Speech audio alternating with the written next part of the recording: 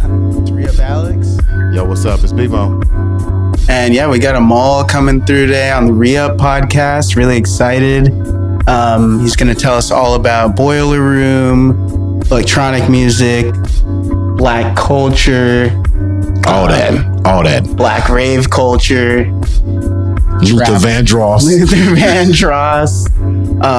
Yeah, really excited. And yeah, I think that's it. Yeah, stay tuned, y'all. As a DJ, and you know what, maybe this is an old mentality to think of it like, but my job is to just make sure people dance. To get it bumping. Like, yeah. I came up doing house parties. Amen. Playing at Howard, you know what I'm saying? Like shit like that. Yeah, I went to Howard too. I ain't finished, but you know, I was there for a little bit. You know? I was there. Drew Hall, you and me? Drew Hall. We have the same experience then, brother. Yeah. My music development too. Like, Yeah, now that I hear you came up on you went to Howard, was that 14, you said? 15. 15? Yeah, I was HU 19. Oh, for sure. Yeah. You know, when I was there, DJs were like DJ Chubby Swag, DJ Detroit. Yeah, I know Troy. I know Chubby. Yeah, them OGs, man. bro. That's my guy right there. Right. You call them OGs. These Those are big homies. These niggas You know, Jet after me, huh? Yeah. I mean, he's like a baby to me. That's crazy. You know, that was my RA. Really? Yeah. So look, Jack gave me my first DJ controller. Yo. Yeah, because I used to sleep through this class we had together. I think it was sociology and some shit. But yeah, that nigga was my RA. And every Friday he was sitting on the at the front desk and he would DJ off like one speaker. Really? So I would learn a lot how to DJ from Jet for real. Like he gave me my first controller. He would come over, just like listen to me practice, and like I'd be making beats. He would be fucking just, you know. But he would wake my ass up for class because he knew he just knew I was not getting up for that 8 a.m. joint, bro. Like, he was not. Nah, I was he the same knew. way. We need you here. Nah, Jet. I owe a lot to Jet, bro. That's a big dog. Man, hearing you come from that circuit like that actually, that gives me even more confidence in your development of skill. I appreciate that. Because that Howard crowd, like they booed Biggie. Don't forget that bro. shit. They booed Biggie, bro. Yeah. So nah, like to be good at Howard, you better be good. And you gotta play everything, bro. You gotta play everything, like from every region, from every era. Yeah, man. You appealing to a crowd of like a million different kinds of black people. Mm-hmm. Every party, bro, you had to play Atlanta shit. You had to play Chicago shit. You had to play West Coast shit, New York shit from here. Yeah. You had to play Jamaican shit. Yeah. You know what I'm saying? Because our island homies was out there too. Gotta do it all. You know, so gotta get the slow jams in there because you gotta do it all, baby. Talking about the house parties at Howard. You talking my language now, man. Fucking about a decade earlier, but that's all right though. Nah, see, I had the lit decade though. That's when it was fire. It was a time. I feel like my shit, I probably like had the last 2 lit years, but like, was niggas dancing? Niggas was dancing, but after like, I don't know, after like my sophomore year came around, the parties definitely just weren't the same because Jet year, he was like the last like lit year. Oh wow. Yeah. That's crazy. So we had a little bit of that, and then it kind of like mellowed out a little bit after that, unfortunately. Tell me about like your audience now. Like you just said a second ago, as a DJ, you feel like it's your responsibility to get it lit, to get it popping. Yeah. Are people responding now? Is there still Sure. I see like on Twitter, like there's a big anti-club movement going on right now. Maybe that's just the old niggas like me, but it seems like people aren't really having a good time socially anymore. I think it's the club scene that you're in too. Like, you know, I think you gotta, it's all about the venues, about the vibe, the spot, the culture they create there. You know, you gotta just find what works for you. Cause like we throw parties here, like Black Rave Culture, where, you know, we getting people that are into electronic music, people that don't know shit about electronic music, people that are just pulling up for the vibes, people that are just pulling up because they were just on U Street, you know, just want to see what's going on. But, you know, we create a vibe where it's like, you don't even really got to know the music, you know, it's just like the energy, the ambiance is good, you know. Yeah. It's crazy that you say that because I feel like a lot of, when people say underground electronic music, there's a lot of gatekeeping when it comes to underground electronic music. For sure. And that seems to be a lot of the culture, but it sounds like, and this comes from someone who don't listen to like a lot of house. I'm not really in that whole scene. I'm more into like the, you know, bass music. Right. kind of culture. And yeah, it's very, very stagnant with letting people in. Yeah. Everyone's wearing all black and barely dancing to the music. Right. I feel like it's a culture behind it that changed, and like it's not even the culture really. It's like the what's the word I'm looking for? Like the industrialization behind it. It's like everybody's like worried about selling tickets and bottles and, you know, making money or being at this club, or, you know, that's the shit that kills it. But but yeah, I don't know, man. Like you got to just find your tribe. That's for sure. That's really what it is. And I think we've been able to just kind of find our like group of people, you know. And I think us also just being like 3 regular niggas, like we just, it's easier to relate to that than it is to some crazy, you know, like out there person, like, you know, and there's nothing wrong with that too. They got their crowd too, but I'm just like, for the regular person here, like they can relate to us because we just look like some regular guys from here. True. Black Rave Culture's for the people. For the people. Man. Well, just describe your people though. Because I feel like there's there might be a misinterpretation of what rave culture looks like. So when you're looking out to the crowd, who you see out there? Man, I'm seeing all types of people, bro. I'm seeing people from all walks of life. Like we saying, because you got to think about it. Like I'm in a group with like 2 guys that are like 10 years older than me. So okay, for sure. They bringing out a crowd of people that I wouldn't necessarily bring out. And so everyone's kind of mixing together. You getting young people there, you getting older people there, you getting people from fucking VA, people from Maryland, people from fucking Jersey, Philly. Sometimes I pull up Baltimore too. Like, so at first it was really just like, you know, people who were out here partying. Yeah, right. Like, you know, like people that are really out here going to like Velvet, or like going to like U Street Music Hall back in the day, or like, you know, going to Flash or whatever, Jimmy's, you know, like like just people in nightlife in DC. That's really what our first like real solid core crowd was. Yeah. And then it started being like people just in the city, and then it started being people in Maryland, people in VA, like, and now it's kind of like we doing like shit like Boiler Room and shit like that now, where it's like that's some real YouTube like internet shit. So it is. People are finding us from other places, and now it's kind of getting a little bigger. But I'll say our core crowd was like that nightlife crowd, like. Yeah, I think it's a different kind of crowd than somebody who just like goes to shows, a concert goer. Yeah. Because, you know, I was talking to my friend about this other day. I was like, you know, honestly, half the time I go out to these shows, I go to a lot of raves, I go to a lot of shit like that. I don't even really know who's performing other than my friends who are opening. Right. I'm cool with that. Yeah. Like you're just ready to go out, hopefully meet some people who are relaxed, chill, you know, maybe smoke some weed. Exactly. Listen to like a high fidelity sound system. Yeah. A lot of people go for, you know, Function Ones, Danley's, Hennessy, all that. So it's always been a good crowd. You know, not to say like earlier with people wearing all black and, you know, I'm glad I got my all pink on. Yeah, right. Exhausted. Shut up. Nah, he got that shit on though. I ain't gonna lie. He said all got black. that shit on though. Oh, black. Yeah, it's different. But that's really cool that, you know, y'all are bringing that club aspect to this world where, like, you know, when I think clubs in DC, I lived on the West Coast for a while. I'm from Nova, and these clubs in DC, like, I came back, I was gone for like 5 years. Came back, man, every club top 40, like the worst time ever, very expensive drinks. Not really the crowd I'd like to be around. So then I started going to shows. I started going to Flash.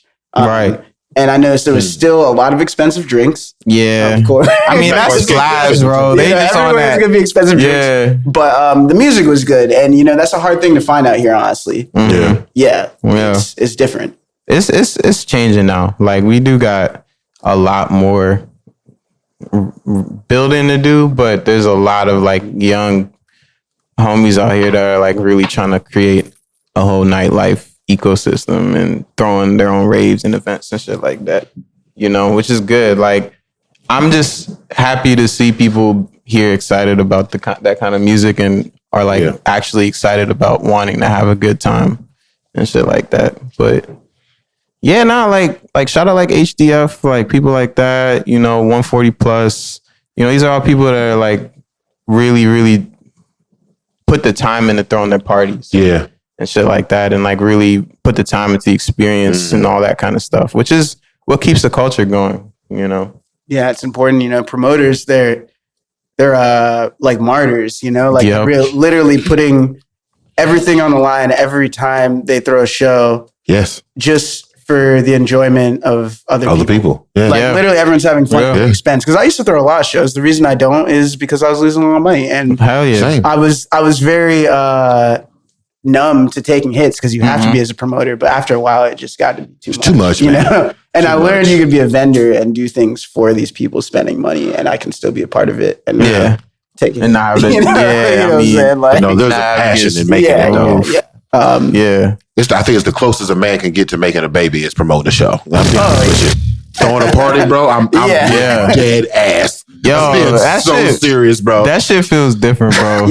Like when you really got a whole bunch of people there, like you see that shit work out, you're like, damn.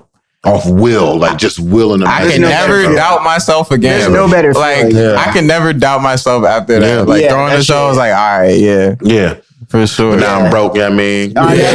Man. I'm broke. But I used to say, as long as I can walk away with a backwood and cheeseburger, I'll be all right, bro. Yeah. I mean, there's no better feeling than having a show that goes well. I feel like it's that kind of high where it's like adrenaline, happiness. Everyone's fucking with you, dapping you up. It's like a scene in a movie, honestly. It is like a scene paid for, baby. It's like money falling from the sky. Look at us. So you don't get to keep none of the money, though.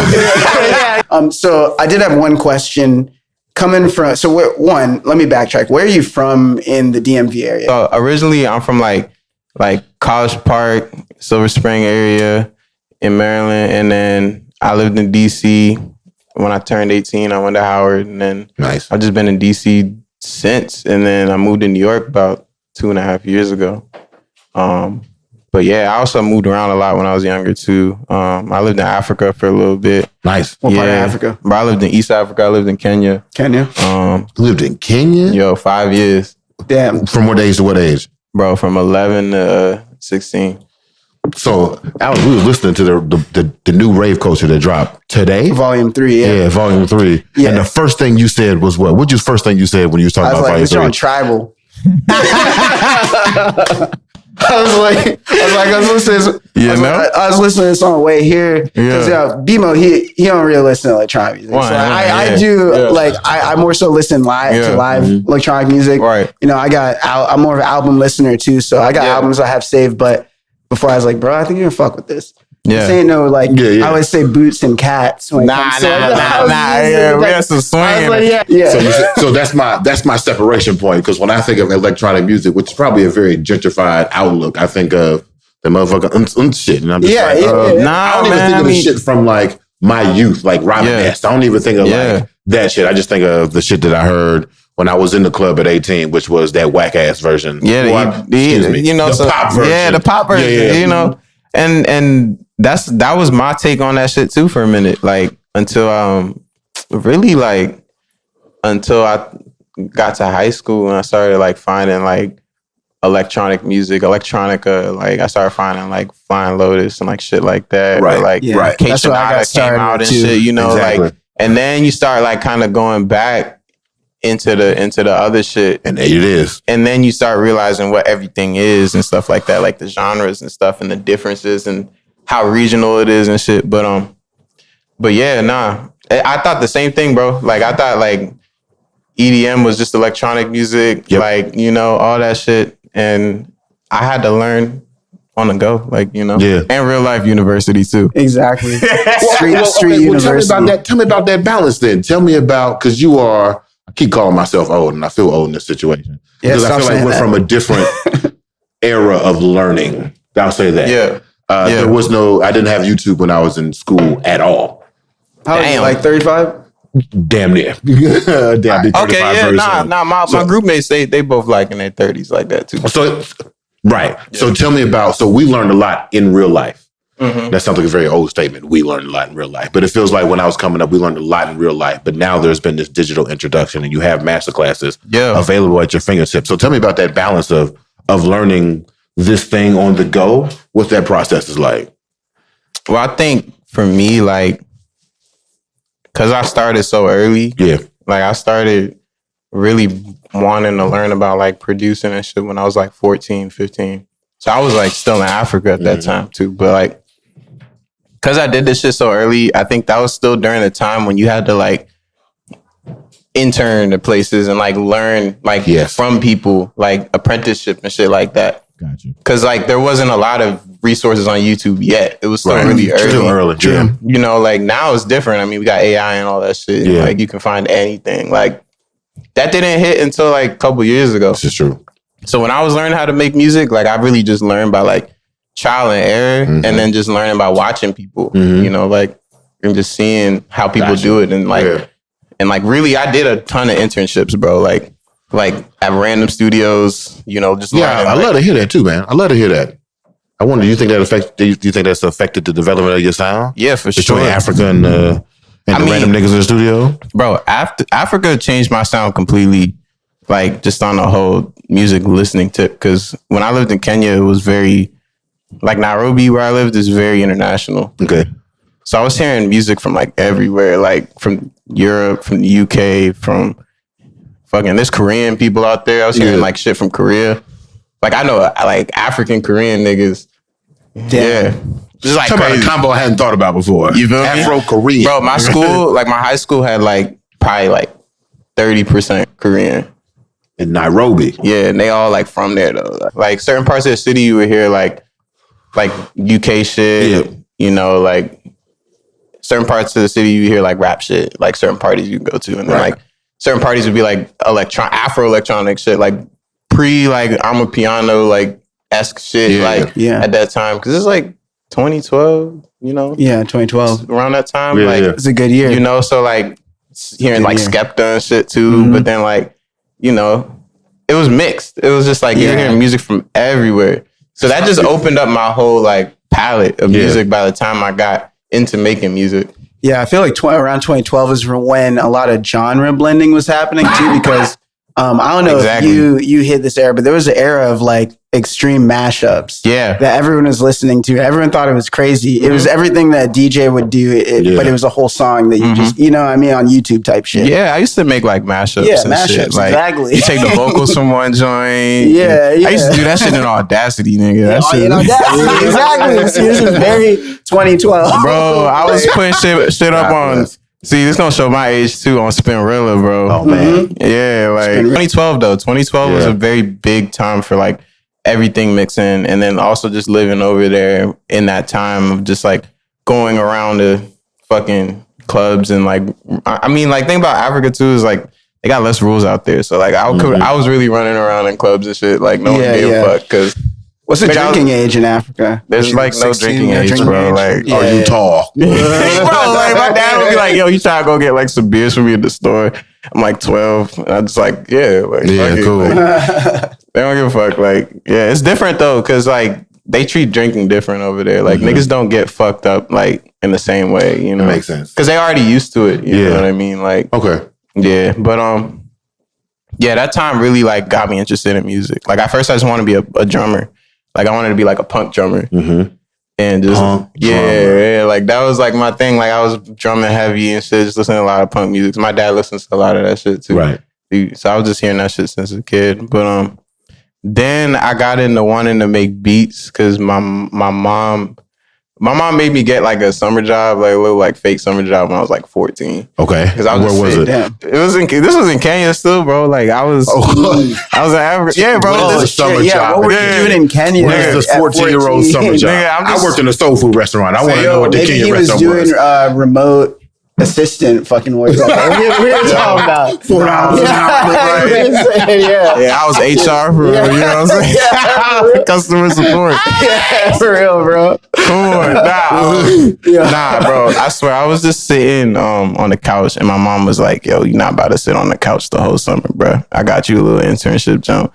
And so it was this internship. I had to walk like an hour, probably like down the block, like on this long ass road, and it was this like ringtone company. You know, like so like they made ringtones for the people phones still out buying there. ringtones. Yeah, exactly. So like my job, bro, like I was just sitting there like chopping up songs into like little ringtones. No fucking way. So that was you. Yeah, like just like I just did that all day. Back in the day. Honestly, like I was fucking with it. Like I was getting like quick at it and shit, and I was like learning that shit real fast. No, that's a dope job. Yeah, but like yeah, it is dope. Yeah, my mom was just like, you're not about to sit around and shit. So I think really it was my mom that got me into that shit. Yeah. Why were you moving around so much? How'd y'all end up in Africa? Whose idea was this? Yeah, well, these are hard-hitting questions. Well, look, my mom is from Africa, and that's actually where my parents met. Was out there. Yeah, it's crazy. My parents met in Saudi Arabia, bro. That's crazy. Isn't that crazy? Whoa, my parents met in Vegas. Damn, that's crazy. Shout out Vegas. Yeah, my mom's from Vegas though, so it's kind of crazy. Vegas. Yeah. That's what's up. But your parents met in Africa. They met in Africa, and then came back here, and then I grew up here. But we've been going back since I was like, I think the first time I went probably, bro, I was like 2 months old or some shit like that. Interesting. I used to go back like not every summer, but like every other summer I would just go back, and like I still got citizenship out there because of my mom. Yeah. So she was really making sure that like I still knew that culture, you know, and shit like that. So I was going out there a lot. Nigga in the village, like in the cut, like you know how special that is? You know how, like there are niggas who are from Africa who will never see hell yeah, the continent bro. At all. Hell yeah, bro. Like I'm wondering if your ability to transform and move through genre, time, and location is even rooted in like your dual citizenship. Like you're not even I feel so bound to these grounds, but I feel like you can fly. I mean, yeah, bro, like I think I was always open to different like cultures and stuff like that because of moving around and also just like going back. You was in Nairobi in 2 months, nigga. Yeah, like crazy. That's crazy. You know what I'm saying? Like, well, yeah, shit. Like that's what I'm saying. Like I was seeing a whole different world from when I was a kid and like learn to even be creative. Yeah, you know what I mean. I can see that. I can see that. Just like understanding the idea of like it's okay to be different and shit like that, and like just be yourself and shit. Like I had a strong sense of self from when I was a kid, and I think that shit is what like drives me to like create and be like an artist. Like, you know what I'm saying?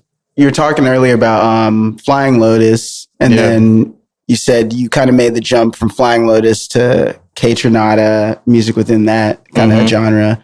Is there anyone else who you listened to like early on? Because that's interesting to me. I also started listening to Flying Lotus after I was listening to like really when the gangster rap kind of era of, you know, listening to 50 Cent and shit like that kind of got old. Yeah. And then, you know, there's people like Kanye and Kid Cudi, and that kind of changed. You know what I'm saying? I mean, like you get into the, you know, people like Flying Lotus, more experimental. I feel like I was just a little bit younger. So it was just like 50 and that shit, like, and Nelly and all that time, and like Ludacris, like that's like my childhood. Exactly. You know, it's a whole different thing. So by the time I'm like really getting into making music, like my own shit, like I'm listening to like Flying Lotus and shit like that, but then like Chief Keef is also like popping up. So it's like true. That type shit. So it's like the balance of both, really. Like, like of that experimental shit, but then like also like what was still going on, like Migos was coming out, you know, like that, like Glizzy was Fat Trail, like that's all like my like high school like time, like and shit like that. So I was like listening to both of those at the same time, and I think the whole era. It's only now that shit's blending together. Yeah, I can see that. It is though, because those were two. Alex, to your point, right? When the gangster rap ended, which I was in high school, but when the gangster rap ended and Kanye came out, and it seemed to be like a divide, it did go in two different places. He changed it all. Like, and even in the Kanye direction, it split off. And you're right. To a certain point, now we are back to a place where the same niggas who split away from gangster rap are now into drill. Yeah. I love that. Yeah, and you know, with drill is a very good example of. Yeah, what are y'all thoughts on drill?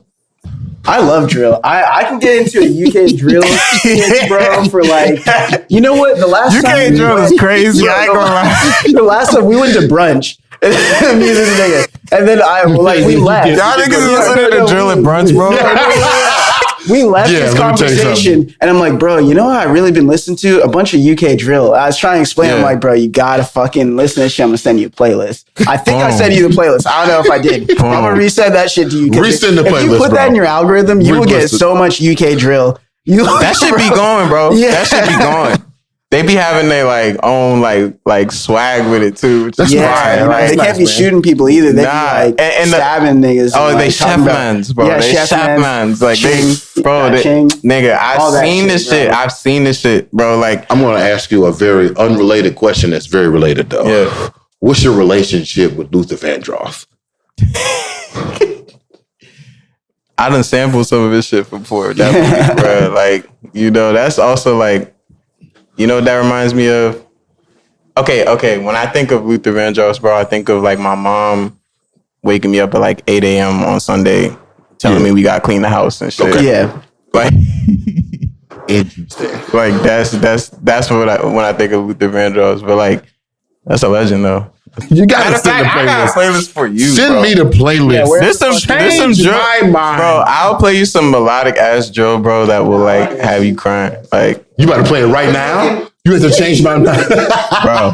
Okay, let's go. I need play me the most Luther Vandross drill that I don't think it's gonna be like that. This is what I'm saying. When I think of drill, I think the opposite of Luther Vandross. I got him. You got me? That's what I need. That's what I change my mind today.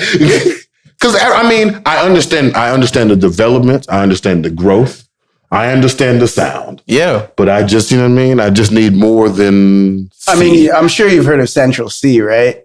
Central C. Mm-mm. I mean, that's a good. Central C guy is swag. Though. I mean, there's other nobody things, said like he there's other things. Though, he got his own swag. That's why I fuck with him. Like he really actually just said, "Fuck it, I'm about to go on these type beats, bro. I'm gonna be this like light skinned nigga and just like really go at it, but like on some London shit." And that's why he's hard though, bro. Like he's just himself. Like London rappers, like they kind of sound funny to us, right? Like they sound so different, but they're like us in the sense that like they just do them. Yeah. You know, they're like, fuck what else is going on. We're just going to do our own little shit. Yeah, like, but across the pond. Yeah. Because I want to be invested in drill. The people can see it right now, but the love that y'all have in both y'all eyes right now, I can just see it. I can just see it's a pride. It's a joy. I love me some fucking UK drill. But there's other things too, you know. There's other things. I mean, the UK got a lot of good music, bro. There's breaks. I fuck with breaks. Mm-hmm. Like if you're talking electronic music, it's not. I mean, I wouldn't say it's electronic music, but it's very hip hop derived.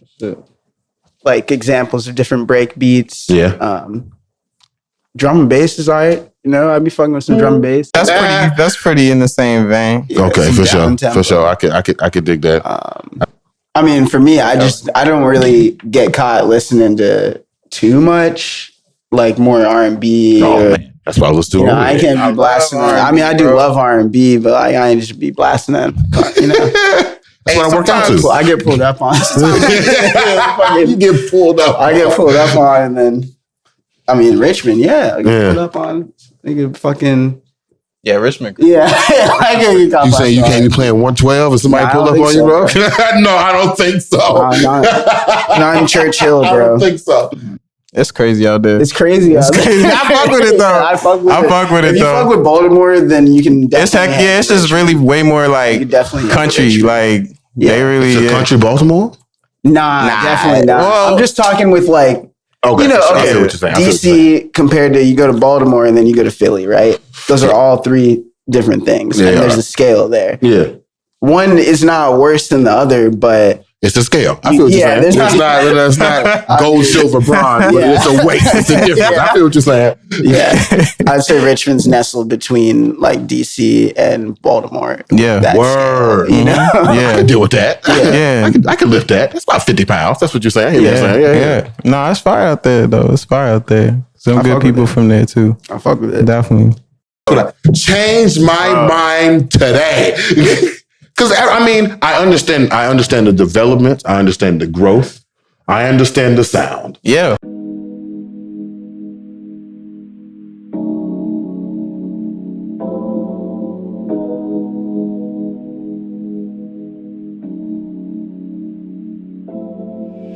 You're my life too roach, she don't understand shit.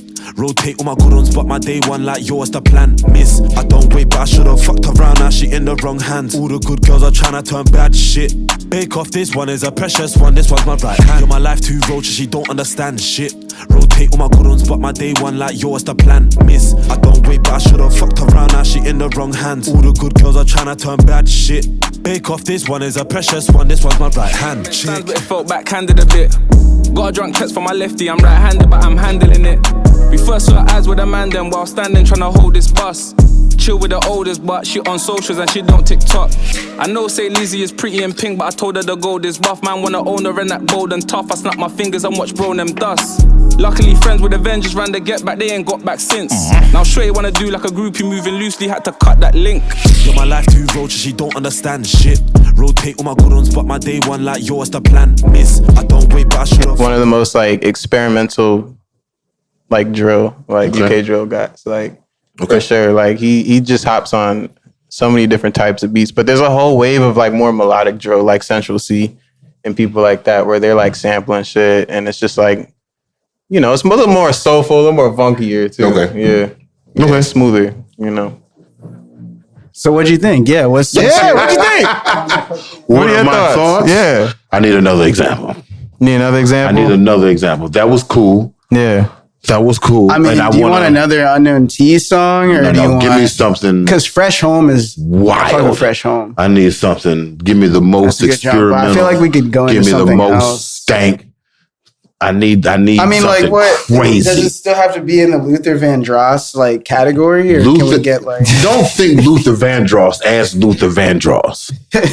I want you to think Luther Vandross as notes.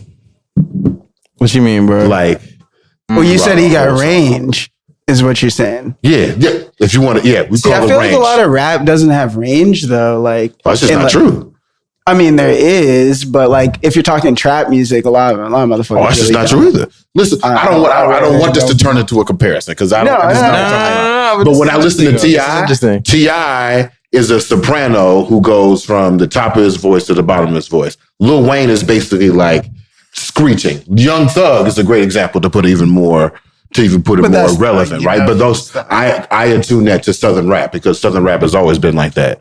Southern rap has always been a dynamic of voice as well as a dynamic of lyricism. So when I hear drill, which comes from the North, which comes from Chicago, the Midwest. Oh yeah, we were talking about drill. We were specifically talking. You know what I'm saying? That's why is drill dependent upon that monotoned silhouette, and is it more dependent upon when you call like drill musical? Is it more dependent upon the music that encapsulates that monotone voice, or can there be drill that is as melodic as Luther Vandross? I'm pretty sure that drill, to call it drill, is dependent on like the structure of the beat, and usually it's got like these like snares or something, patterns. Yeah, like triplets, like, and it's like kind of delayed. Patterns. Yeah, it's kind of like, yeah. This is why I want the academy. Like, bro, like, is there a hip hop academy? Not necessarily. It's not like a place that you can go. But there's a universal definition. There's no rules. There are rules. But there's no rules. We're all doing poetry first. What are the rules? Yeah, what are the rules? So that's what I'm saying. If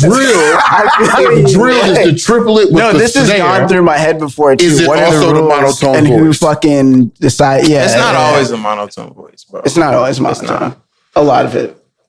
A lot of it is. But a lot of it is. Yeah, but like.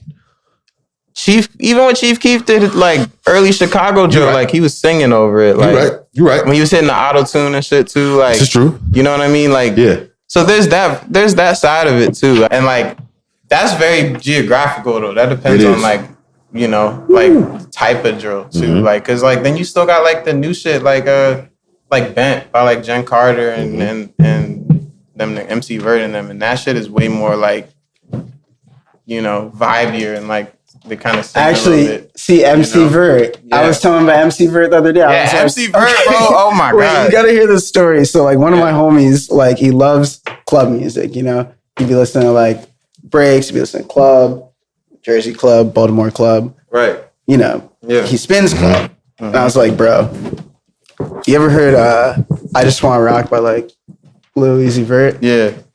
And he's like, nah. I'm like, really? That's crazy, bro. Yeah. Because like this beat, you'd fuck with this. He's like, I don't really listen to like rap, shit like that. I'm like, so you spin. It's Uzi though, like. I know, but like, he didn't even know who Lil Uzi Vert was. Damn. Wow. I was like, bro, I'm surprised you haven't heard this specific song because the beat, you'd fuck with the beat. And it was by MC Vert. Yeah. He made the beat to I Just Want to Rock. Mm-hmm. Yeah. It's crazy. I think he's out of Jersey. Yeah, he's from Jersey, from Newark. But crazy. That's like another side of drill too now. Like, yeah, exactly. The club beats. Yeah, like that whole club drill shit is pretty experimental in its own way too, and like it hits a lot of different notes. Yeah. So yeah, there's a ton of sides of drill, bro. Ton of sides. No, I love it. Yeah. So, bro, you live in New York. Yeah. She used to be out in DC all the time. Yeah, I mean, I moved up there like 2.5 years ago. You fuck with New York? Is it like how's it been? Yeah, I like it, man. It's not new to me. Like my grandma is from there too, so I used to go out there a lot. I had some uncles that live out there too, so I'd always seen New York. Even when I was a kid, I'd take trips up there and shit. And I started going out there like on my own. And just like going for like a weekend or some shit like that. Taking the Chinatown bus and shit. $15. Yeah, it got expensive. $15. Yeah. That shit was back. You really the Chinatown I was bus. doing the same Interesting. shit. Yeah, probably like 2017. Like my man Khan and Wi-Fi, we'd go up there to play a lot. Yeah. So that's when I started seeing a lot of electronic music. It was like just being in Brooklyn and shit. Oh, word. Because that's when it started really popping off. Yeah. Like 2017, 2018. It was like a really big time out there for electronic music. And that's when I got into it for real. Yeah. Yeah, I know. In Brooklyn, they had something happen with like I don't know if it was like just the gentrification of all, but everything got expensive and people were having trouble throwing shows for a while. Yeah, I mean, and then the pandemic and shit. Yeah, during the pandemic. It was kind of crazy because like a lot of the shit I started doing was like during that time. So I was going up there like during the pandemic and it was like dead. There's a lot of ethnic communities and places where different immigrants traditionally lived. Yeah. That are dumb cheap that all the artists are moving into. Yeah, definitely. And the artists move in and then eventually rich people see that there's cool coffee shops and like. Yeah, where I live, it's like just like old Manhattan. So it's like a weird ass place. Like old Manhattan. Yeah, and bro. Like I mean, like it's like that. Like tourists and shit, and like like people who lived in Manhattan for years. So yeah, like it's just a little different. But so Brooklyn is where it's like where a lot of shit happens, like for electronic music, like and stuff like that. But there's a lot of homies from uptown too who also make a lot of shit too. Yeah, and you saying that like essentially you're saying you've been in New York since like this electronic music boom. Yeah, pretty much. Like, what's that feeling like? You mentioned Nelly earlier, and I happen to be Nelly. Yeah, I did, right? You talking about you was a child. I was in middle school. Yeah. And I happened to be in Missouri at the time. Word. I was also in Tallahassee with T-Pain pop off. He went to the same high school. Yo, T-Pain? That's crazy. I'm saying to say like I have been in the place where like somebody like a whole like genre thing took off. Yeah. It's a very special feeling. Yeah. Explain that feeling right now. And you're also participating. I was too young and untalented to participate in those situations. But now that like you've been in New York for like these 2 years and you've seen that the genre that you've been participating in and witnessing grow, it's also taken off in different places. Yeah. So tell me about that very special.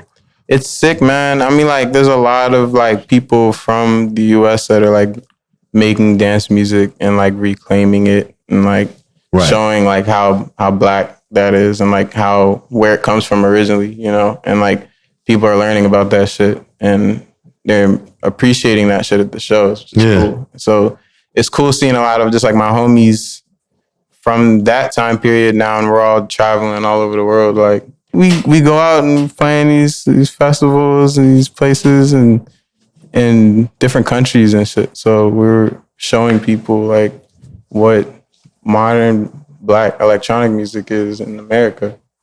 That's dope. Yeah. Which countries have you played music in other than I know you played in the UK. I don't know if you played in any other parts of Europe or. I did, yeah. Yeah, Asia. Also Asia too, bro. I played in Japan and I played in Seoul. Gotta take it to Korea, of course. Korea was there. Of course. It was out there.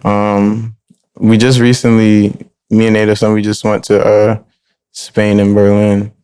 Nice. And played out there too. And then like all the homies were all playing like these same places and shit. And yeah, it's cool, man. It's cool. It's cool seeing like the shit grow. When you say homies, who, like, what kind of circle? Okay, actually, to backtrack. Yeah. When I try to explain your music to people, I always mention that, you know, y'all play a lot of like house and techno, but I feel like I'm putting y'all in a box because it's not. I also don't think that's true. So what is the, you know, like how you'd explain Black Rave Culture, or what you like to play as just being amal, or yeah, because I'm sick of putting that kind of music in a box.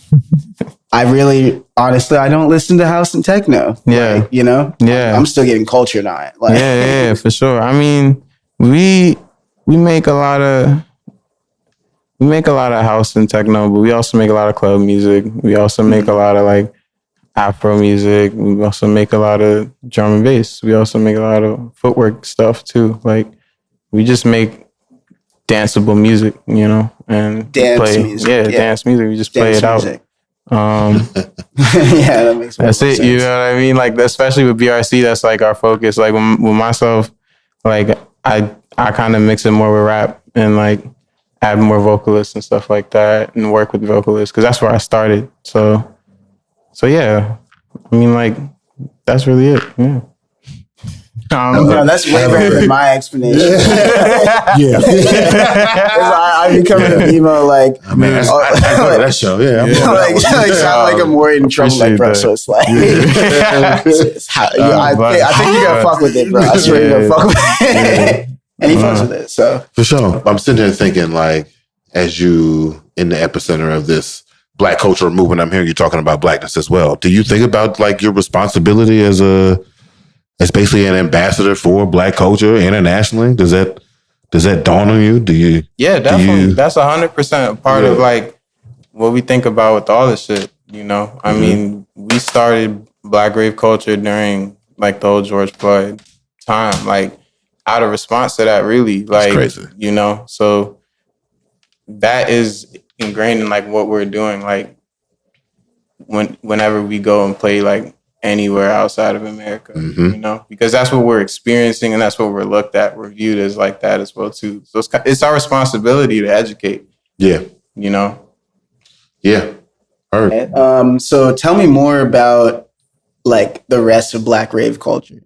Who else is in it? How do y'all actually come together and make this? I always say a collective. Yeah, I mean, we like a group. Like a group, a brotherhood. Yeah. A brotherhood. I love it. We're like, nah, those are like my big bros. But I got James Bangura, who's he's like the captain. Like, he like the one that be like holding us down. But he also does a lot of solo music too. And then also DJ Nativesun as well too. Oh, nice. But yeah, those are my brothers, man. Like, we really just like started cooking up randomly, you know, for fun, and we just met each other at different times and stuff. But yeah, it's everything we did was very organic, you know. And did y'all meet in DC or like? Yeah, we all met in DC. Well, actually, I met James in New York because I wanted to go see my homie play, and in New York, and James was there, and he was like, "Yo, like, I seen you around in DC, like, because I had crazy ass hair at the time, like I had like a lot of hair, like long and shit." And then he was like, "Yeah, like, you the kid with that long ass hair and the fucking in the club and shit." But yeah, he started coming over to my crib. We started making music and stuff, and then Nativesun I met him like a minute ago, back when I was like probably like 2015, like going to Velvet Lounge and shit like that. He was playing out there. God bless Velvet. Yeah, I mean, Native been playing for years. Like, yeah, I know Native. Yeah, yeah. So like, I've been seeing him play for a minute, and yeah, they also met through like electronic music as well too, right? Beforehand, and so once we all came together, we just started making music together. It became organic, and we just kept going from there. Yeah, for real. Yeah, I mean that's the way I do, and I feel like that's what a lot of people are scared of, and like collaborating, especially on the East Coast. I feel like I feel like people started working together more recently, and like actually like different regions and areas and cities started like a lot more collaboration like going 5 on. years ago. Yeah, bro. Like before, it was like you had to really just be on your solo shit. Like, dude, but now, like, there's no ego in our group at all. Like, you know, those are like my big brothers. Like, you know, I respect them, so we really don't have any like ego issues. None of that shit. Like, we just do what we gotta do. Yeah, make the music. You know. And it's cool, man. It's cool. That's what's up. Yeah. Do y'all have like goals and objectives, like desired outputs per se? Shit, man. I mean, we just dropped our 3rd album. Yeah.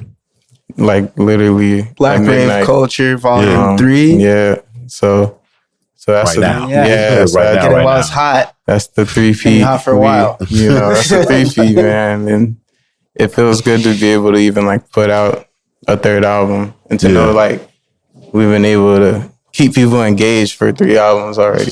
You know, this early, like I feel like we just started learning and just like figuring each other out too. But yeah, what do you imagine people are doing when they're listening to Black Rave Culture? Is it Sunday morning cleaning music?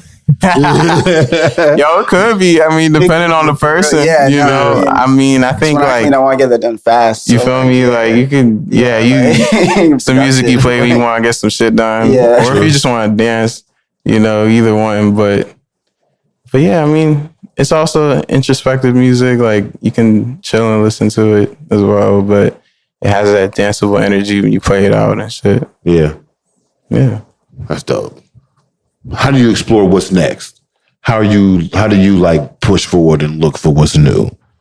For what's new, I mean, well, I don't even want to say what's new because new is even a bad word. Because I'm thinking in the history of like the Chicagoans who just went left, right? Well, there's the Chicago thing, and that was like the start. They say that house started in Chicago. Yeah. They were sampling, records that had break beats, and from there, and this is actually the story of the live electronic music, honestly. They were sampling the break beat. They did something weird on the record players they're using because like people were still almost getting into like turntablism. Like this is still very early in that. So like more so it was like they're doing weird things with records and they'd be like, oh, this sounds like different. And they start looping and then start adding drum machines. And exactly. And then I know Detroit is a completely different story because that's where techno came out of, which was influenced by this Chicago kind of like left field thing that people are doing as DJs, which is also like it's the 70s. It's a new concept, I mean, well, I think like Detroit was its own thing, especially with techno. Like they had their own sound there, and Chicago had their sound, then they were kind of mixing together at the time, but they were definitely distinct. Yeah, and we were talking the other day, BeMo, about like vinyl, and at this time of like not having MP3s or anything like that, one of the OGs in Alexandria, this dude is deep in the, music industry and, shows electronic music, everything. And he was telling me, we're outside this art gallery, he's like, yeah, back like, early 90s to like, mid 2000s, the way that people would actually like get music that they're spinning would be when people would travel up the East Coast or down the East Coast and they'd like distribute vinyl like physically. Oh, that's fine. Yeah. So that's like how people get new songs, like everything. It was like a whole different. You know what? Like the thing is, like I respect vinyl a lot, bro. Like I just like when I think of vinyl, I think of like sampling a lot. So like I'm not like a vinyl DJ though. So the vinyl, like I can't bring myself to fucking like be carrying a fuck ton of vinyl all over the world. Crazy. Nigga. Like, and I have homies who do that shit, bro. And I'll be like, yo.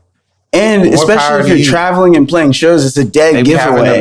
It's a dead giveaway, bro. If you don't have no visa or like, bro, yeah, the niggas go hard, bro. Yeah, niggas go hard for that shit. Like, a lot of people pop up and the vinyl's already there, though. Yeah, spin, which would also you be gotta stressful. Have motion to do that. You gotta have motion to do that. Yeah, that would be very, very stressful as a vinyl DJ. Motion to do that. What you mean by motion? What's that? Like you gotta be like at a certain level to have vinyl already there when you get to your set. Like you are definitely at a certain point in your career. Like, you know, you're have these here, please. Thank you. Yeah, someone had to source all that shit. You feel me? Like, nah, it's some crazy shit though. Like there's some wild riders that these niggas be having, bro. Oh, like definitely. Some of the OGs, like Moody Man and like fucking Jeff Mills and like those like OG techno niggas, like they be getting picked up in some nice ass cars and shit like that, like Benzes and shit. Like, bro, they be doing well. Like, you know, it was just fire. Like, that's a goal. That's a goal. Yeah, that is a goal. Traveling internationally, be treated right. Yep. Treated nicely. See the world. See the world. That's really it. Like, damn. You know, life ain't that long, bro. So I just want to see as much as I can. Like, that's true. Experience as much as I can for real. Yeah. You know. You got any other like musical goals? Hell yeah. Like people want to meet, people you want to work with? I mean, there's like artists I want to work with, but more so like there's things I want to do. Okay. Like, you know, I have a label called Hochi Runs. Okay. I want to grow that label. Like, I want to have I want that to turn into something. Mm-hmm. I want to score. Okay. Score like movies.